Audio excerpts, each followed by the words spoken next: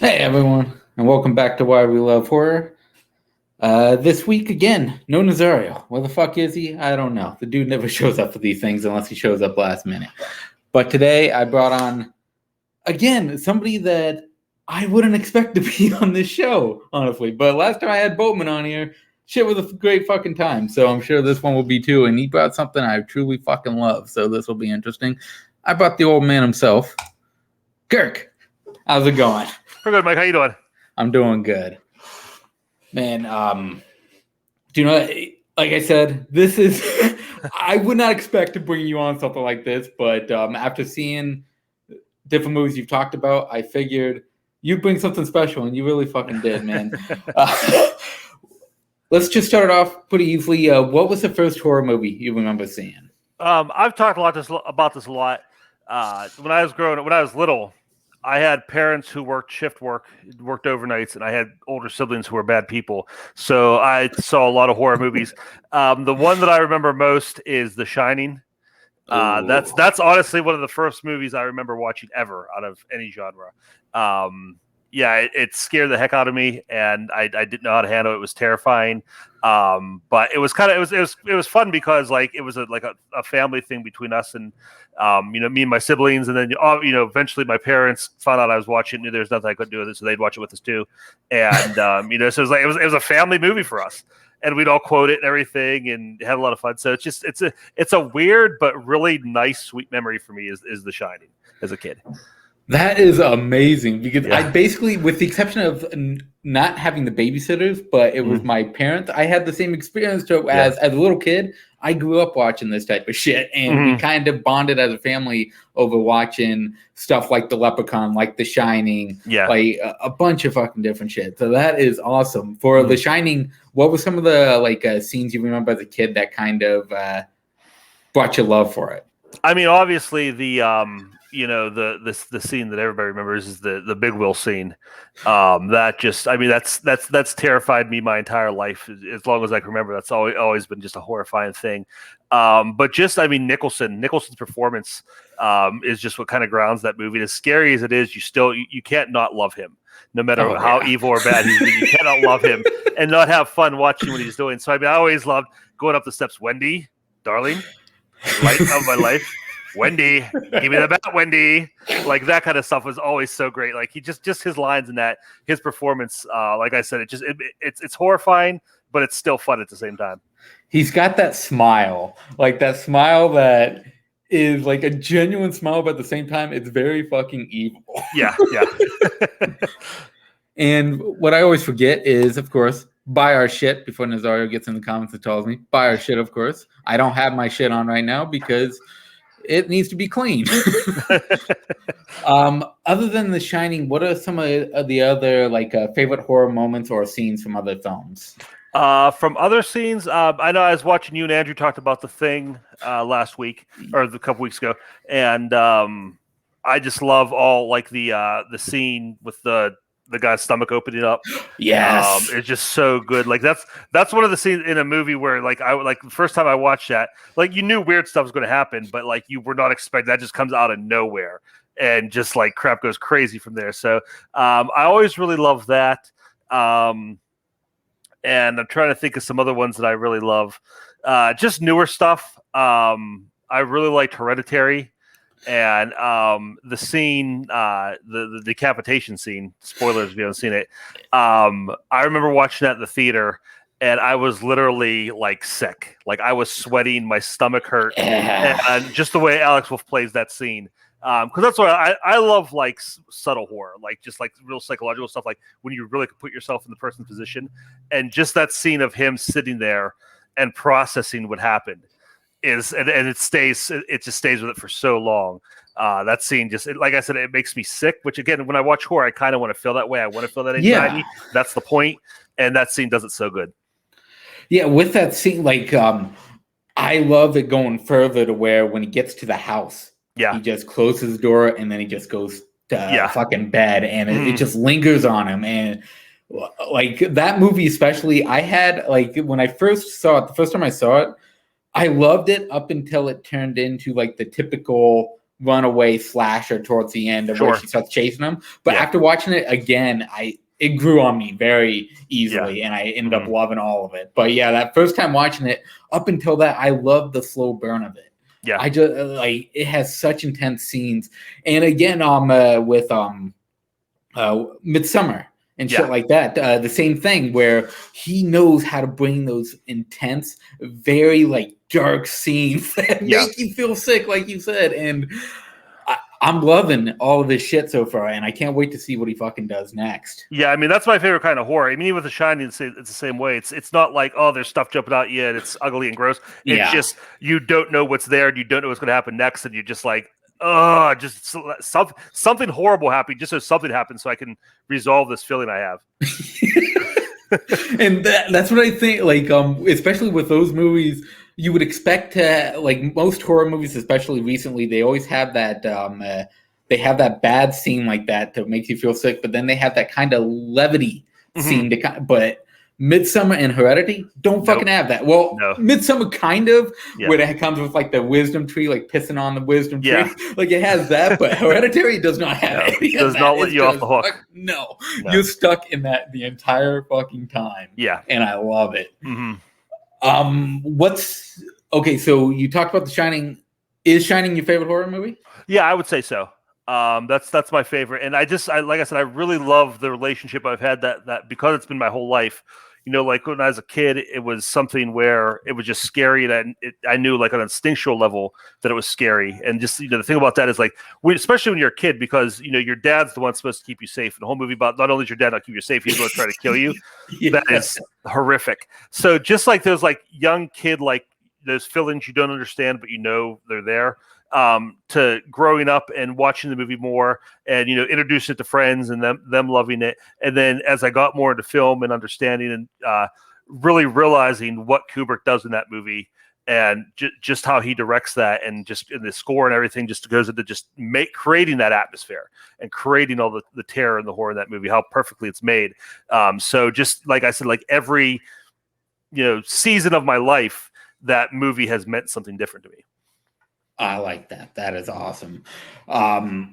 With The Shining, have you read the book? I have. Now, what do you think of the differences in like with the Stephen King thing of like hating the fucking shit out of the movie? My thing is personally, there's room enough for both stories. They're both very different stories with very different themes, and, you know, they have very different things they're trying to do. And I'm fine with that. I understand why Stephen King wouldn't like that version of the movie, or that's the version of the story, you know, because that's his baby, and, you know, it got completely changed. But just as a reader / viewer, I enjoy the book. I think there's a lot of great things in the book, and I think there's a lot of great things in the movie.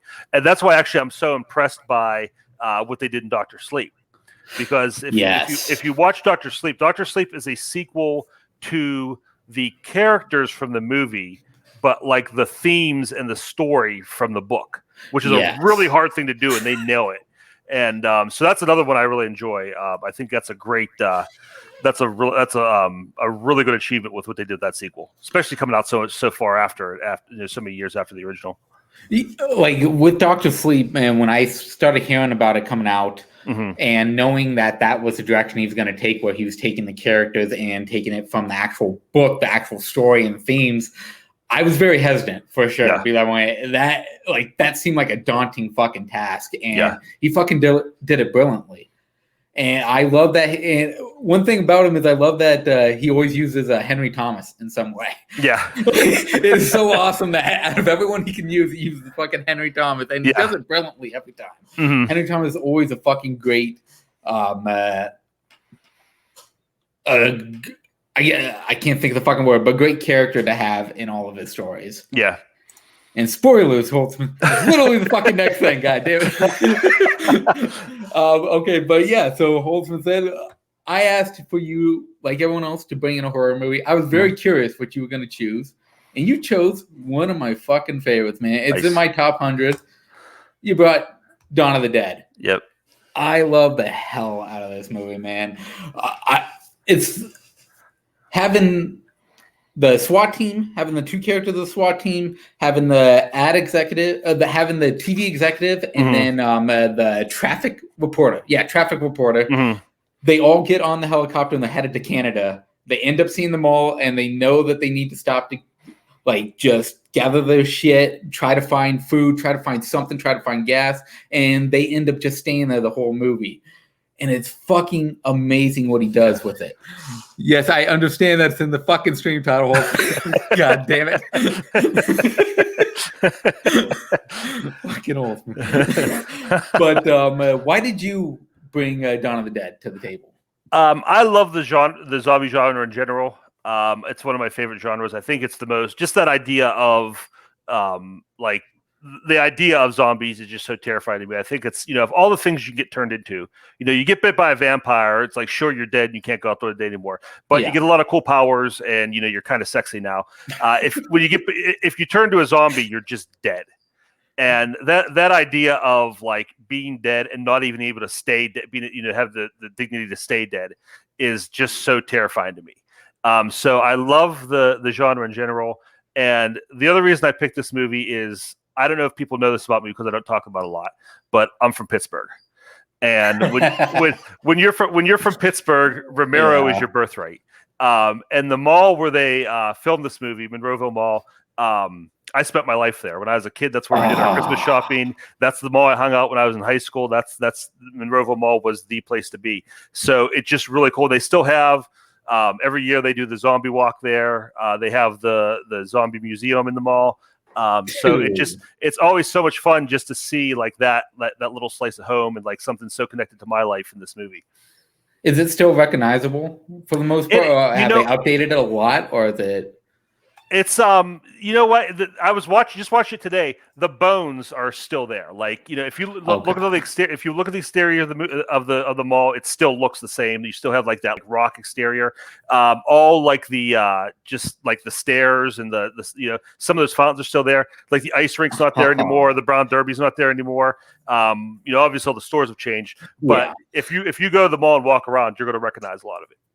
That is fucking incredible. And I actually forgot that you were from Pittsburgh. And I think I've heard you mention it before, but for some reason it didn't fucking link with me. That is so fucking incredible. Who or what brought you to this movie? Like I said, living here, that's just he's Romero's a local hero. Him and Tom Savini are like, just super. If you live in Pittsburgh, you watch Romero movies. I probably came to him in high school. Obviously, I watched Night of the Living Dead first. Came to this one a little bit later. But yeah, it was just kind of there. It was just all these movies are always there for us. Did you? Okay. I know I can't bring down your age, but were you alive for Night of the Living Dead? No. Okay. I figured you weren't that old. No, I was about 2 years old when this movie came out. Ooh, okay, fair. See, at 2 years old, I probably would have been brought to this fucking movie. For Christ's sake, I probably would have been brought to see this goddamn movie. But that is fucking incredible. Speaking of Tom Savini, the fucking makeup maestro himself, man. Yeah. I love this dude. I actually have a picture that I wanted to fucking share here. What are some of your favorite Tom Savini makeup jobs that you'll fucking love from the guy? I think some of my favorites, the Creep Show. I love what he does in Creep Show with the body coming out of the grave, and and what he does with hold on, I'm sorry. Sorry about that. In Day of the Dead, I think he does some of his best zombie work in Day of the Dead with Bub and with the one at the beginning, the iconic one at the beginning with the tongue hanging out. Yes. That's probably, I think that zombie specifically is probably his best single zombie in any of the movies he's done. Oh, it's fucking incredible. And why the hell is this not popping up? God damn it. I'm still getting used to this crap. There we go. Okay. This fucking shot right here. Did you watch the Tom Savini documentary that came out, I believe, 2 years ago? No, I haven't seen it yet. I want to. I have not seen it yet. It's fucking amazing. And he has some behind the scenes of this story, of this movie, where he was brought on and Romero would ask him, hey, how could you make the scene better? like is different effects you can bring to it, and he would bring his ideas of like the screwdriver, ear, which is fucking brutal, man. And the one thing he brings up in this movie that I thought was interesting, and I kind of agree with him, is he goes, if there's one thing I can update on this movie, it would be the blood. Because he figured out later on how to make more realistic blood. And on this one, the blood looks good, but it just has like that more pinkish, like light red, pinkish style that you can definitely tell is not actual. See, I don't mind the blood in this movie. And I was thinking about that when I was watching it today. It's like, yeah, it doesn't look real. Yeah. But the fact that it looks so inhuman, I think makes it even more horrifying because there's so much of it. And I think if it was just like normal red blood, you wouldn't have like that uneasiness you get from watching it, because it just this like disgusting like orangish pink mess everywhere, and it just splatters everywhere. I think it looks great, and I don't know if it was just like realistic red blood, if it would have that same effect. Same effect. Yeah. You know, I'll agree with you on that. I don't know if it would have the same effect as it would. And speaking of having the guts burning out, this fucking scene, man. One of my fucking favorite scenes of this movie is him getting his fucking guts ripped out. And what, like you were saying about turning into a zombie, what's scary to me about that is the fact that you're basically eaten alive. Like as a vampire, you get bit. Yeah. And you may die from it and then come back as a vampire, but you just bit once. Yeah. Zombies, they're just fucking eating your ass alive. And it's fucking terrifying. Yeah. What would be your favorite scene of this movie, or scenes? My favorite scenes, I think I like that first, 5, 10, 15 minutes of before they move on, because I really love the world building that happens there. They give you so much information. The scenes in the TV station and then in the tenement building, because you really just see how the world. Because when at the end of the Night of the Living Dead, they kind of gives you the idea that they got under control and everything's going to be okay, and this kind of just blows up and shows you what's going on in the world. And it gives you in a very small setting, which I think Romero is great doing, is he doesn't have to give you everything. In a very small setting, he gives you everything. It's like a little microcosm for the whole world. You see how things are deteriorating and how everything's kind of the world's about to fall apart. And one of my favorite little moments in these scenes is because there's so much foreshadowing in it, is when they're about to get in the helicopter and the guy comes up. He's like, "Hey, you guys got any cigarettes?" Like, "No, sorry, man, we don't have any cigarettes." As soon as he walks away, they all pull out cigarettes, start smoking, and it just shows you like that's where they're headed. Like, this is mine, I'm keeping it. You can't touch it. You can have it, and that's kind of like the attitude that just prevails through this whole movie. That gives. That scene in specific gives me one of my favorite character moments of Ken Furry just looking on and giving that smile. He knows exactly what they're doing. They give that smile while they're driving away. And speaking of Ken Furry, man, I love the relationship he has with Flyboy. Yeah. Like, it's just so amazing. Like, throughout the movie, he dislikes him for the most part throughout this movie until once Roger gets bitten. That's where you start seeing their friendship kind of start growing a little bit, and he starts caring more about him. And then when he's in the shaft and he just hears him scream, and he just knows he wants to go back, but at the same time he just knows it's over for him. Yeah, I love his character. I just love his relationship with all the characters, because it's like Peter's the guy that you want to be in the zombie apocalypse, and everybody else are basically the people we really would be, and he's kind of taking care of all them. I mean, like he kind of has that attitude, like he's the guy that's in control. He's the one, and that's the other thing I love about how like just mysterious his character is. We really don't know too much about him, but he's like that cool, calm guy, collected. He can handle it, and he's going to handle whatever comes. And he's kind of babysitting the rest of them, and I love that kind of like vibe of like, okay, just taking care of everybody, because everybody's like kind of like like Roger's a cop and he's trained everything, but he's got that like wild man attitude. That Peter knows he has to rein in. And Flyboy's just kind of like useless, and he has to completely babysit him. So I just love the dynamic between those characters, because I mean it's basically just 4 characters for the entire movie, but it's really well done, where it keeps you interested in what they're doing. Speaking of babysitting him, like one of my favorite parts is when they're thinking of going down into the mall for the first time, and he's just fucking sleeping, and he goes, "Just leave him. We don't need him. Just let him sleep. We'll go do this ourselves." Yeah. Speaking of the mall scenes, man, when they first get into the mall and they go to find out what the deal is with how many zombies there are and stuff like that. I love the little kind of distraction they play where they go to the bottom, they start knocking down on the door, and then they go up, and it brings out that wild side of Roger, of him just being excited from it. Like he loves this shit for some strange reason. He loves doing it, and that in a way ends his demise, which I think is interesting, is that his wild side gets him fucking bit. Like, if he wasn't doing what he was doing, if he would have just got into the fucking truck when they told him to, he probably wouldn't have been bitten at that moment. Not saying that he wouldn't have been bitten later on, but he was the reason why he died. It was his fault 100%.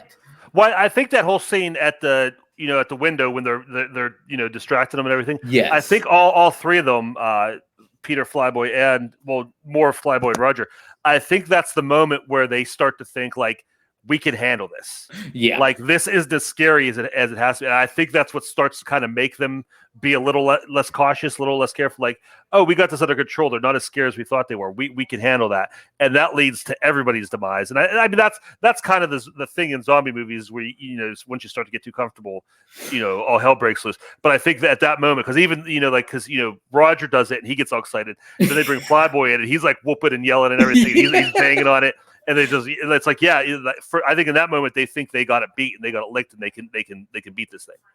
And it's Roger basically saying, I know the flow, we can outrun them. Yeah. We can do this. And it's interesting how they are able to bring all those items, and they end up almost screwing themselves, because that one bald-headed lady zombie is able to get in and start attacking Francine, who is left in like the little attic space, if you want to call it, like the upper room. And once they get a handle on her and they take care of her, they that's when they have that conversation, which I love, that conversation of, she wants to go to Canada. Yeah. She knows it's not a good idea for them to get comfortable. It's that whole comfortability thing. She knows they can't get comfortable there because they're in a space they don't really know. And even though they think they have it locked down, at any moment, as you saw with that bald-headed zombie, they could just bust right through that door, and then they're screwed.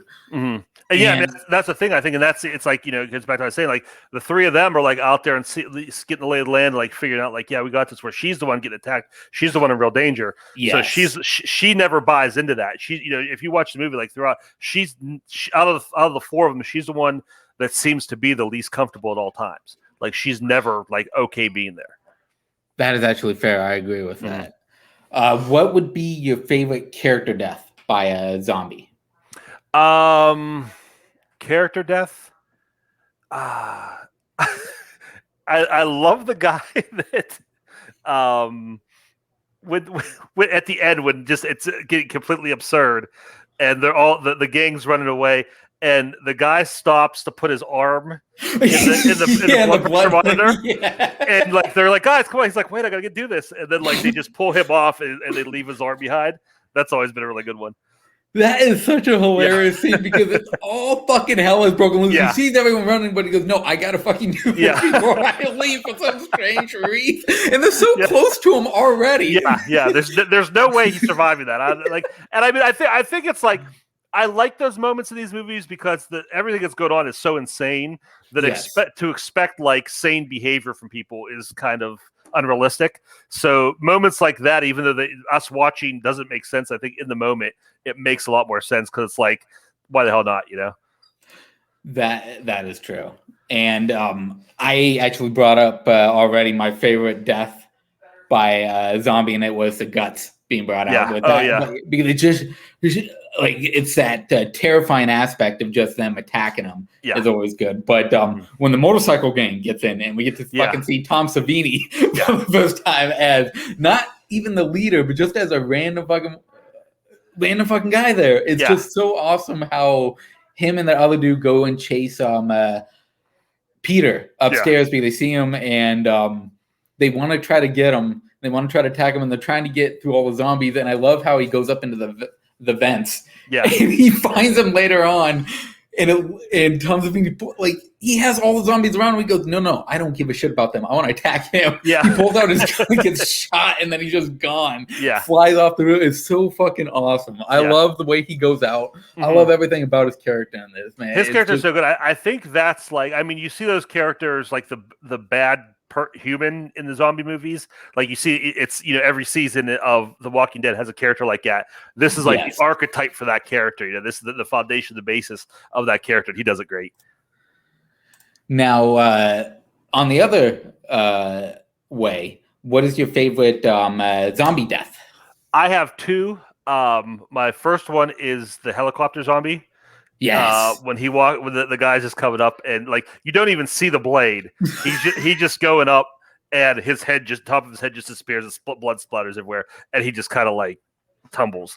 That's a great one. And then my other favorite one is at the beginning in the apartment building, the head explosion. I love that head explosion. I think that head explosion gives the Scanners head explosion a run for its money. It's just so good. He just walks in and shoots him and just boom, blows up everywhere. That apartment scene is one of my favorite of the movie, their introduction, because it's just so claustrophobic. Yeah. And it's just so in your face. And it's just showing that the cops at this point, they don't care what's going on. It's showing that they're in a poor neighborhood, they're in a poor apartment, and they don't give a fuck about these people. Yeah. They're willing to just kill them all if they have to get what they want. And it says a lot. It says a lot about society in general at that point. Yeah, that's what's great about Romero movies. Like he slips little things like that in, where it's like he doesn't beat you over the head with it. He doesn't shine a flashlight on it, but it's there and it makes sense for the rest of the story and all thematically what's happening. And that's the thing about the zombies, that, you know, they represent so many different things. But yeah, that just that dehumanization of those people. You know, like they were ready to start killing them like they were zombies before they were even zombies. Now, with that in mind, do you believe that like society in general are the real zombies with like the consumerism part, how he does with the mall, how they have that conversation where they go, it's something familiar to them and they want to be here. Yeah, definitely. I definitely think that's what represents. And that's, to me, that's something that makes it so much scary, because I think this is the first movie that really introduced the idea of zombies still having something inside of them of their like human life. And to me, that makes it even more sadder and even more terrifying to think that like there's still some part of you trapped and walking around in there.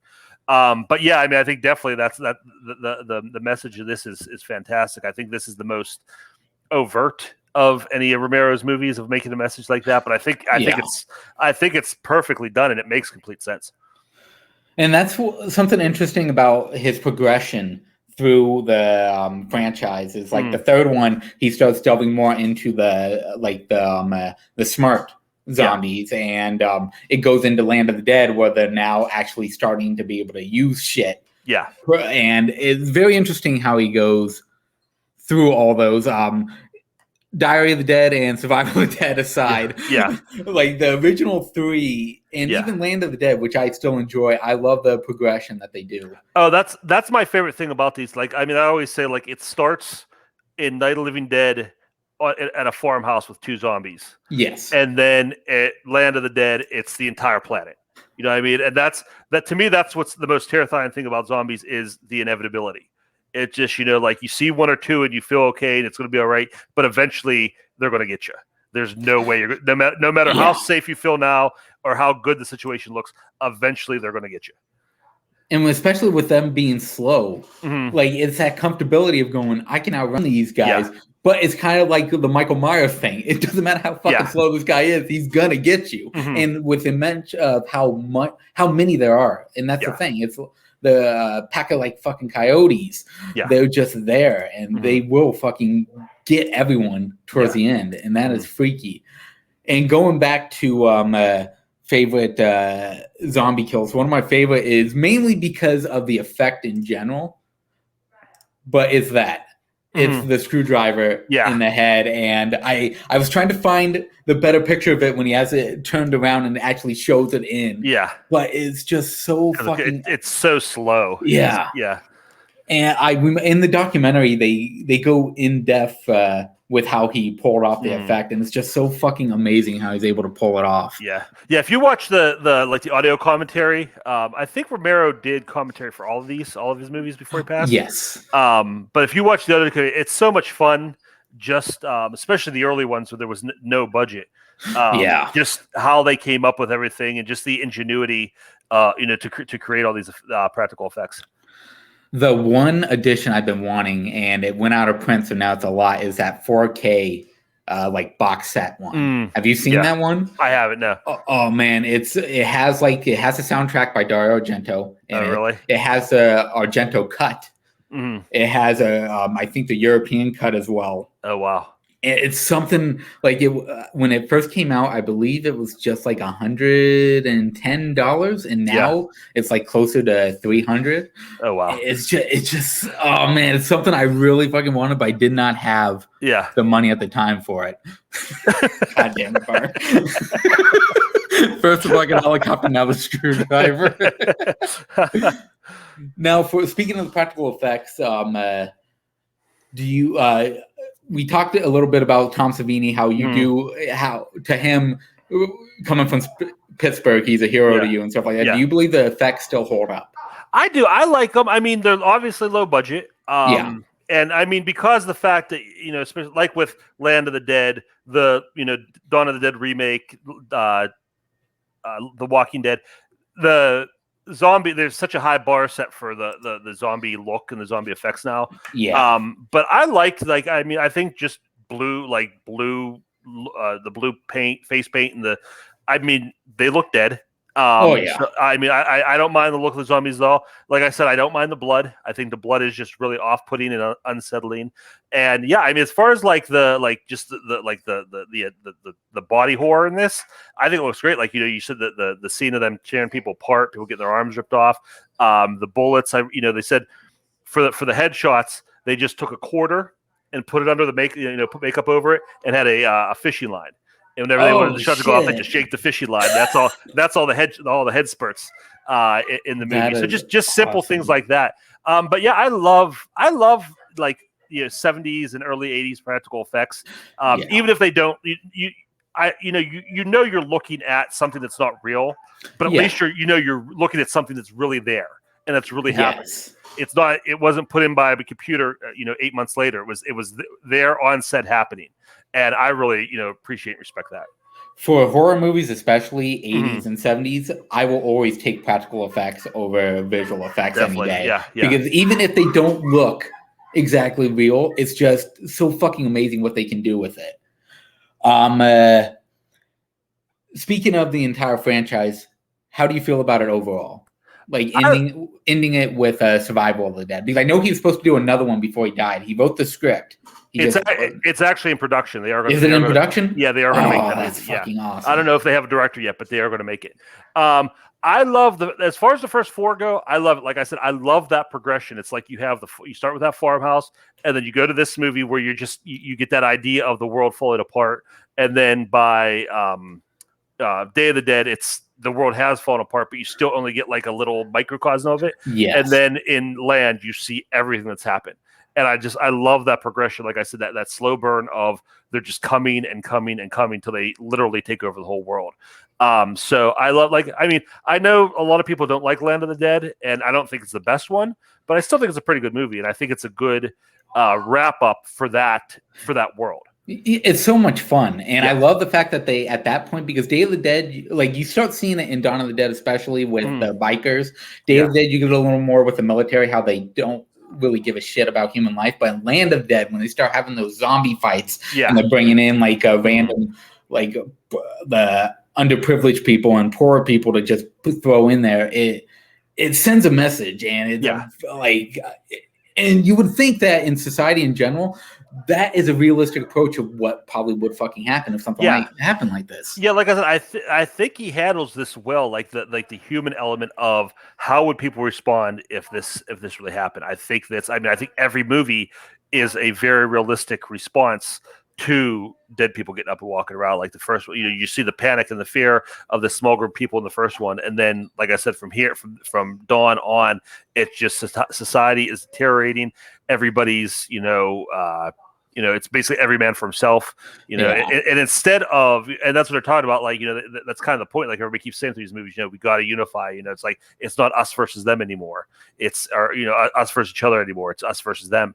And trying to get that point across, but it never works. And it just everybody, like I love Dennis Hopper's character in Land of the Dead, just because he's just completely exploited it for his own gain, and he's created a safe spot for him and for his people at the expense of everybody else. But that's basically what everybody's doing at some level in these movies.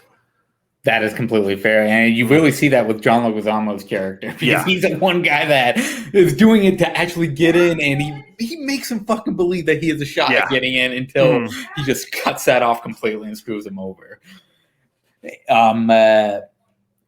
For zombies in general, what do you prefer? Do you prefer the slow Romero zombies, or do you prefer like the either fast zombies like the remake has of Dawn of the Dead, or like the infected, which I don't really like calling them zombies with more of a virus, but like 28 days later style? No, I'm a purist. I want the slow shuffling Romero zombies, because I think, like I said, we're talking about that, just that dread and that inevitability. That's what you get from this.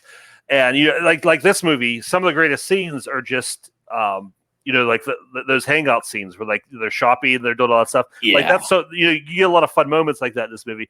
And that's because it's such a slow progression of the enemy, of the threat. You could have those moments where and I appreciate, like, I love 28 Days Later. I think that's a great movie. I like the Dawn of the Dead remake. I don't have anything against those, but I think it's you've basically fundamentally changed the monster, the creature, once they're running at you, and that changes the kind of stories you can tell. And I like those stories. I like the 28 Days Later stories. I just like these stories better. You actually hit it on the head. I feel the same way. Is that I really respect the fast approach, the changing it up. It's terrifying. It's supposed to be terrifying, but I do always prefer the original slow zombies for that reason. And also, with them being dead, they would be slow. Yeah. Their bones are little. They ain't going to be fucking running. They're going to be walking.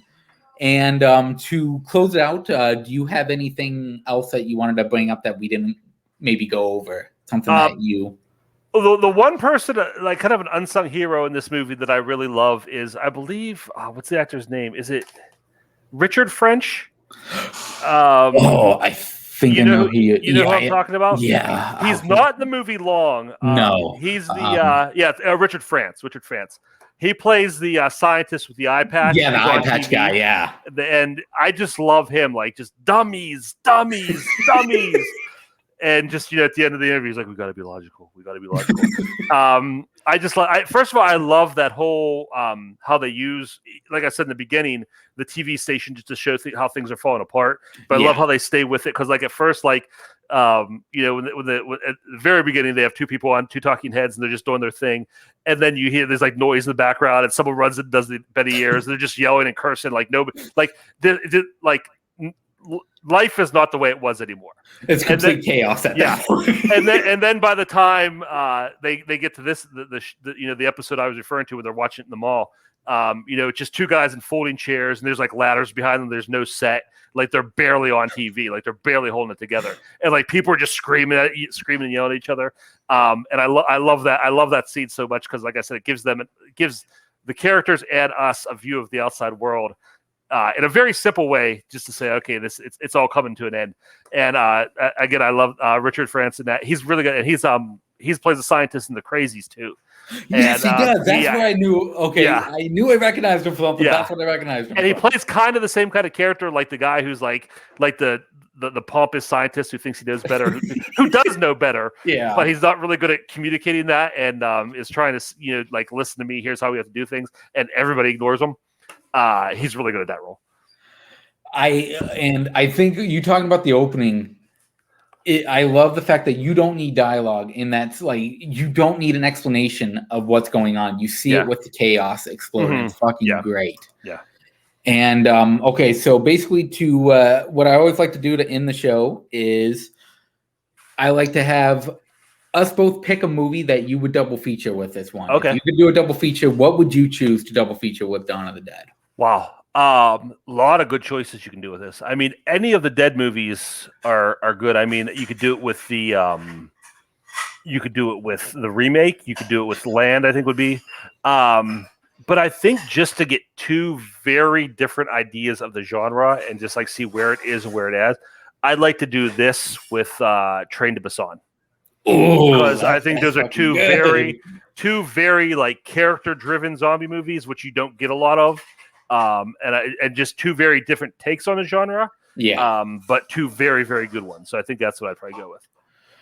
What's great about that is that you get the claustrophobia feel for both movies in the mall and in the fucking train. Yeah. It is. I love Train to Busan. When that came on, I fucking fell in love with that, man. I bought that shit right away. I loved it.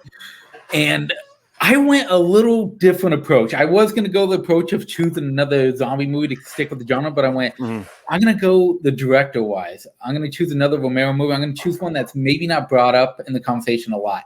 I'm going to choose Martin, the vampire approach. I love his approach to vampires. Yeah. It's another slow burn movie, and he does it so fucking well, man. That is such a good movie. Yeah, I love Martin. That's a really good pick because that way you get his take on two different creatures, two different creature lores, and I love what he does with Martin. I could do a whole episode on Martin. It's just how first of all how mundane it is. I love when they take like real ethereal, real scary things, or even in sci-fi, like really out there things, and just make it real mundane. I like how he's not like you don't see fangs, you don't see anything. He's just basically a normal guy who's a vampire. They kind of leave it ambiguous, even if he really is a vampire or not. But then you have those flashbacks of him getting hunted, and are those real? So there's so many questions. And I just love the relationship with him and the uncle and all that, or his cousin. Really great movie. That's a great pick. And another great Pittsburgh movie. Really shows off some Mon Valley neighborhoods. So really love it for that reason too. I definitely want to have you back to talk some more about other movies, man. You picked a fucking great one here, and I'm so fucking glad you came on. Me too. No, I love talking horror. I mean, I know that's not a genre like around like our community I'm known for, but I love some good horror movies. So yeah, definitely, I'd love to come back. I look at it, and to be fair, I look at this like the community in general isn't a huge horror community, and I get it. Like a lot of them are younger, a lot of them love more serious approach, like dramas, and stuff like that, or comedy and sci-fi. Super horror doesn't really get brought. Recently, though, it's been making a little comeback in like a multiplex, so having more horror questions brought up. I'm fucking loving it. But yeah, I definitely want to have you back, Burr. You're fucking hilarious for being in it, man. Your stupid fucking jokes the entire time are fucking great. Speaking of new shit coming, let's see. Next week on Wednesday, I'm going to have Spence on Why We Love Horror. Nice. Spence is bringing something interesting. I can't wait to fucking talk to Spence about that. We're going to have another movie games. I believe we're bringing back another episode of Box Office versus Best Picture, which will be interesting. We're supposed to have Jake on, which I can't fucking wait because that dude chose like a year that has like 14 goddamn movies. But yeah, people, if you love this shit, man, we got a lot more live shit coming to you. We've been basically going live 5 days out of the week. We're probably going to do that again next week as well. Buy our shit, of course. Nazario put up a new t-shirt there. If you haven't been watching his fan league videos that he's been putting, god damn, man, they're fucking amazing. They're fucking hilarious. It's Nazario, man. It's perfect thing for Nazario. He loves trolling people. He's gonna be trolling us at some point. He's gonna get me and him in some point. I can't wait to see what he fucking does with that. Watch our shit. We got some great shit. Kirk, you're doing you're hosting YLS. Yeah, top now. 100 YLS. Yeah, we just hit the bottom 50 or the top 50. So yeah, it's a lot of fun. Tune into that Wednesday nights, 9:00. Just us being mean to each other about our movie opinions. It's great. It sucks because I always have to work Wednesday fucking nights. And I think not next week, but the week after I finally have it off, and I can't wait to fucking sit through and actually watch it live because I've been having to watch it afterwards. Yeah, which is still fun. But I love the live atmosphere that show fucking brings. Yeah. But definitely. Thank you again for coming on, people. Thank you for having me. So much fun. Oh yeah, dude, this was amazing. We're probably gonna have you on Movie Games again. Yeah. Any fucking show you want to do, man, we'll always fucking have you on. You're a good guy. Thank you for coming on. We don't have music because, Twitch and all their shit. So we go out with fake music. Burr, thank you for fucking showing up. Holtzman, thank you for showing up for like 2 minutes, I think it was. It was fucking great. Watch the shit out of this. This was a lot of fun. Thank you guys. I will see you probably Monday.